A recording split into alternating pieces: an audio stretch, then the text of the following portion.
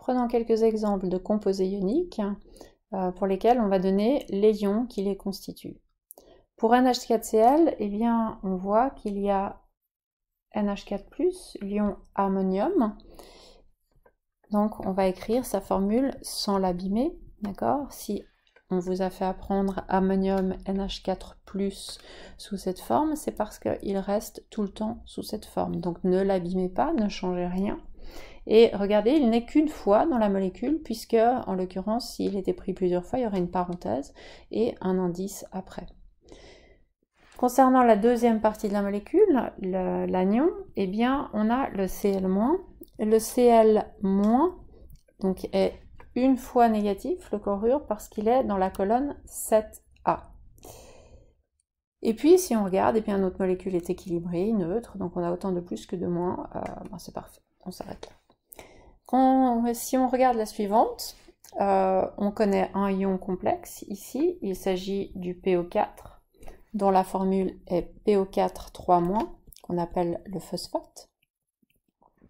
Et puis en face, il y a Na3, et on sait que ces sodiums ne doivent pas rester attachés, puisque en l'occurrence, ils doivent chacun avoir une charge positive pour compenser les 3 charges négatives du phosphate, et que donc ils vont être séparés, qu'on aura 3 Na+.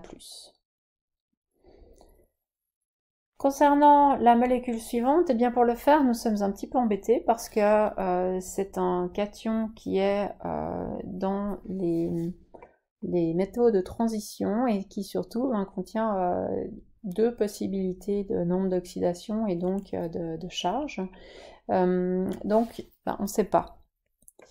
Mais on peut le deviner parce que ce fer est mis avec 3 chlorures. Alors, comme tout à l'heure, on va faire attention. Les chlorures, on ne va pas les laisser lier. Ça, c'est pas possible. D'accord? Alors, lorsqu'on a un seul atome d'un même élément, on ne peut pas le lier plusieurs fois à lui-même. Donc, ils seront forcément séparés. Et on sait qu'il est dans la colonne 7, donc qu'il est négatif.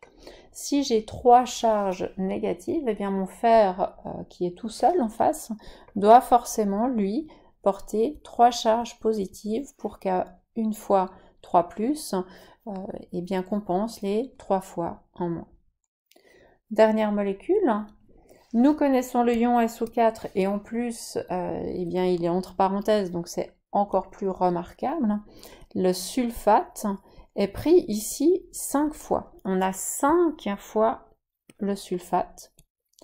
Et puis, on voit qu'on a du manganèse. Alors, de nouveau, on ne va pas écrire le manganèse lié à lui-même. Ce manganèse est pas lié à lui-même, il est lié dans l'entièreté de la molécule, d'accord, mais pas lié à lui-même. Donc, en fait, le 2 vient devant. Et la question maintenant, c'est de trouver la charge du manganèse, parce qu'il s'agit à nouveau eh bien, d'un métal de transition pour lequel nous ne pouvons pas simplement savoir quelle charge il va porter. Il faut donc la deviner. On a ici 5 fois 2 moins, donc ça fait en tout 10 moins. Ça signifie que de l'autre côté, on doit avoir 10 plus. Et puis, en l'occurrence, ils sont portés par 2 manganèses, ce qui signifie qu'on va avoir 2 fois la charge 5+.